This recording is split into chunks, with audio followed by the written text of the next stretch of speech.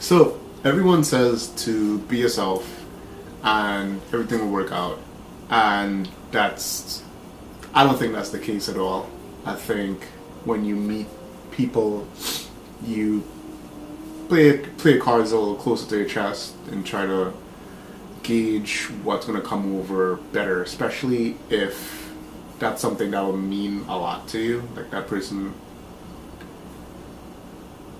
having a good relationship with that person will mean a lot to you. Yeah, I definitely agree with that.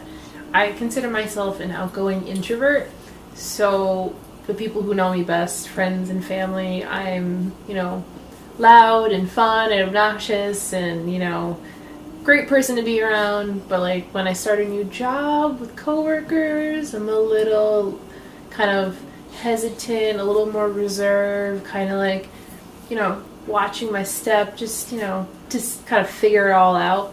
And then I kind of open up and I'm the same old Emily.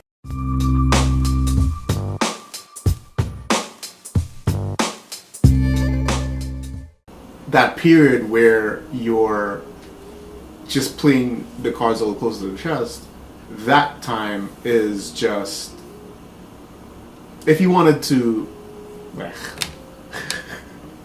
if you wanted to, if you were really being yourself, actually, then you wouldn't even really have that time of kind of just figuring out how each person's personality or things that might tick them off are. Sex and politics is always off the table generally. Yeah, but the thing is, like, I'm being myself. It's just an aspect of myself that's more reserved right off the bat with new people.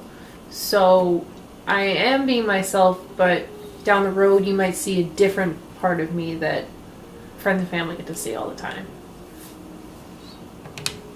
So what if you're on a job interview and that part of yourself doesn't get its time to shine and they never really see that?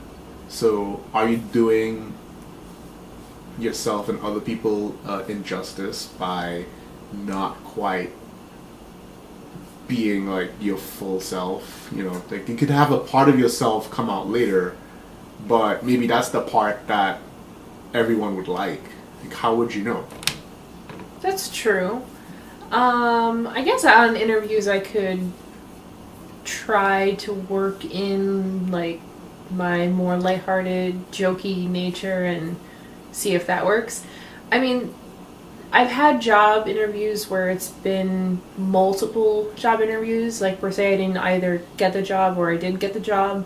After like the second or third interview, like I'm like starting to warm up to the people and like joke around anyways. So, I mean, and the first interview is usually like a phone interview anyways, and those are always terrible anyways.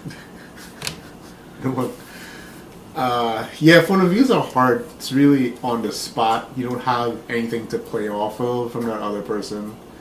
Everyone's cards at this point inside the chest, even just not like, okay, let me find out as much as I can about you without so much about me, and that can really